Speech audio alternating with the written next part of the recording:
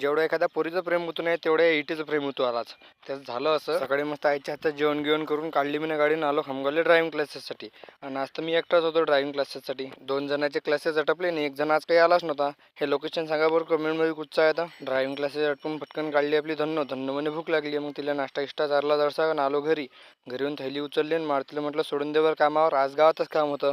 मारुतीनं काढली आपली धन्नो फटाफट सोडून दिलं मला गावात साईडवर. आधी ह्या पेट्या भरणं होत्या आणि टाक्याचं बांधकाम करणं होतं. फटाफट चट्टा गिट्टा तर घेतला आम्ही मारून, पण काही सिमेंट नव्हतं. मग सिमेंट आलं थोड्या वेळानं. मग ते सिमेंट गिमेंट घेतलं उतरून. 2 बॅगा टाकल्या बाहेरच्या चट्ट्यावर आणि 2 बॅगा टाकल्या अंदरच्या चट्ट्यावर. फटाफट एक मंदानाने एक मी अशा दोघांनी 2 गाबड्या लावल्या भरणं. फटाफट बंद्या गाबड्या गिबड्या भरल्या उतरलो टाक्यामध्ये बांधकाम करायसाठी. रंगत गिंगत घेतली मारून आणि इकडून बांधकाम बी लावून. दुपारी जेवण केल्यानंतर याच टाक्या इटाचं टोपलं घेता घेता एक इट पडली माझ्या नाकावर, डायरेक्ट नाकच फुटलं. जास्त काही टेन्शन घ्यायचं काम नाही, फक्त थोडीशी हड्डी क्रॅक झाली. तर इटेल काय माहिती, ते कडक काय माझं नाक नरम आहे. तिला वाटलं आपण पप्पी घेऊ, उडी मारली तिने डायरेक्ट नाकावर. दवाखान्यात गेलो, पट्टी गिट्टी लावली आणि आता तर बस घरीच बसणार.